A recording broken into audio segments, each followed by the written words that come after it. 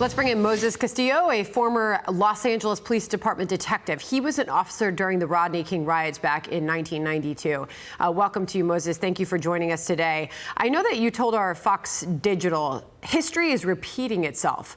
With what you are seeing now versus 1992, what are the similarities?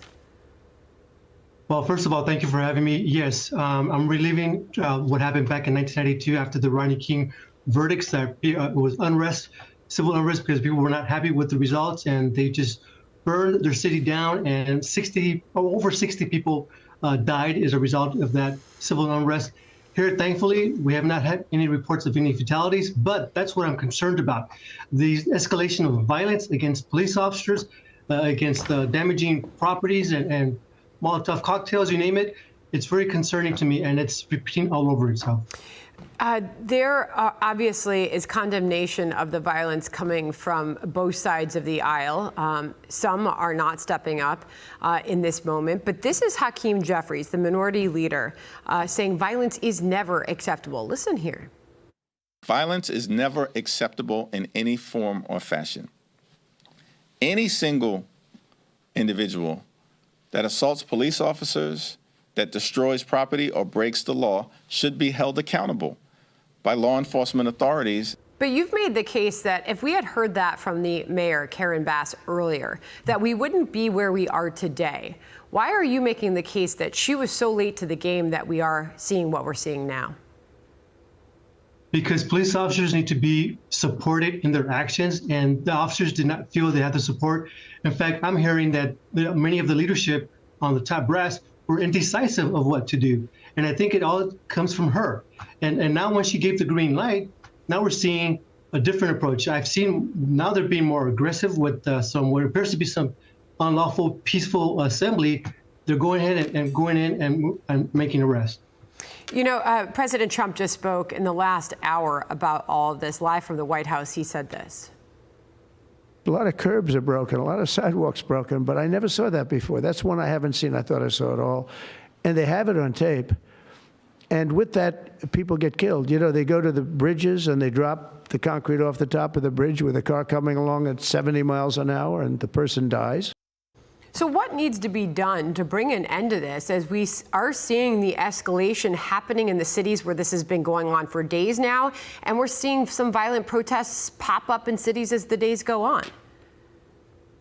Well, we need more intel as to what these agitators are doing. I do know that they come in from out of town. When I was there on Tuesday, I heard somebody say, hey, I flew in from Wisconsin, one-way ticket.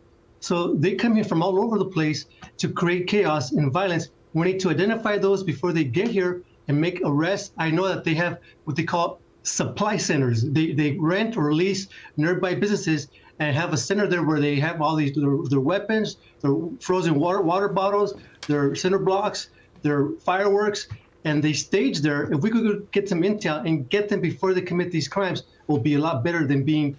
It's better to be proactive than reactive. Moses, I'd like to finish with this. It's a mugshot of Alejandro Theodoro Arellano.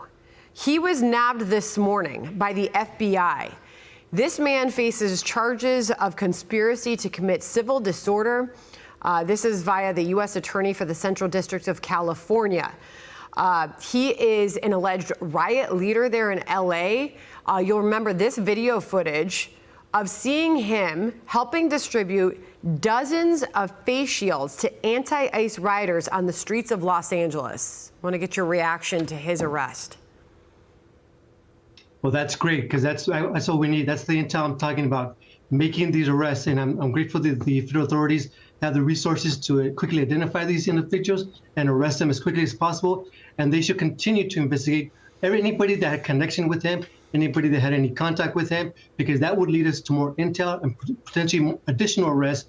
And let's catch these guys before they commit any more harm. Moses, we appreciate your time today. Thank you so much for joining us. Thank you.